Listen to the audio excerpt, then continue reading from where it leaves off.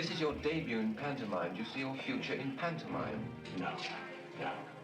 What qualities are there in pantomime that you feel you haven't got?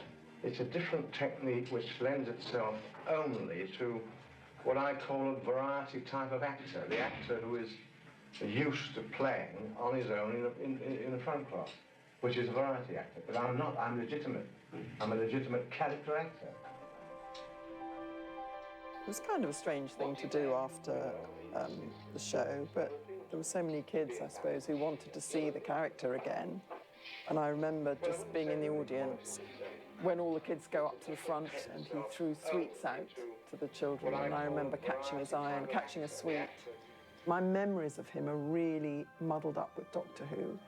The character that we saw on the television screen was my grandfather. I think he came to love playing the Doctor. But it so much captured the public imagination. I liked it, yeah. Do you think you'll ever shake it off? Oh, yeah. Yeah. How? Of course. By making a success in something else. Why not? Why do you think children like you? Because you're rather a grumpy sort of person. They found me a cross between the Wizard of Oz and Father Christmas, you know. He was a grumpy old man. We were rehearsing, and something happened, and he went totally. And they cancelled the rest of the rehearsal. He came in the next day, and he came in with three little posies of flowers for the ladies, and he obviously thought, what can I take the chaps?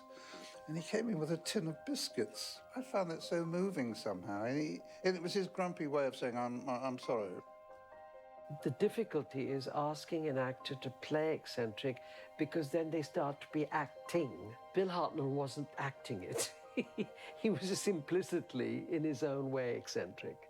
The whole thing about Bill was that he was so unpredictable. You didn't know what he was going to do. There was this mystery about him. I knew he wasn't well when he was working with me. You could really see the stress and strain on him.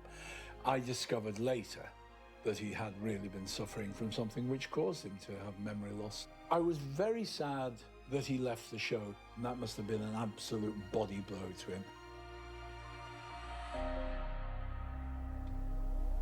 Oh, so you're my replacements. A dandy and a clown.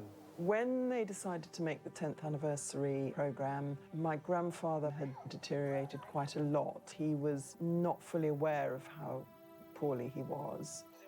Barry Letts, my producer and I, contacted Patrick Troughton, and he rang up William Hartnell. And William Hartnell was very keen too, said, yes, yes, we're very happy to do it, love to do it. I believe my grandmother had to intervene and say, look, he's not really well enough to cope with learning lines and all that. But they devised a way to make it possible. There were prompt boards in front of him for every line, and somebody would hold it up, and Billy would say the line, and then there'd be another line and another line. Yes, well, the party's over now. You young men and I go back to our time zones. Though considering the way things have been going, well, I shudder to think what you'll do without me.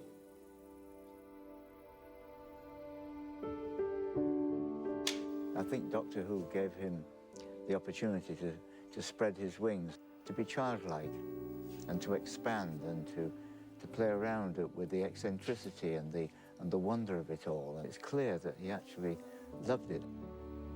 The funny thing to think of is that up until the point Patrick Troughton took over, there was only a Doctor. He is the original. The legacy of the way that he established the Doctor is still with us.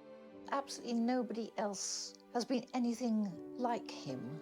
A magic, a mystery. You're never quite sure what was going to happen next with him. Those of us who watched him over those first 3 years, even though he was grumpy and rather distant, he was still, our Doctor. The fact that Doctor Who is still being made today as we speak, extraordinary, really. I think it's a testament to William's Doctor, and I'm very proud to be part of it.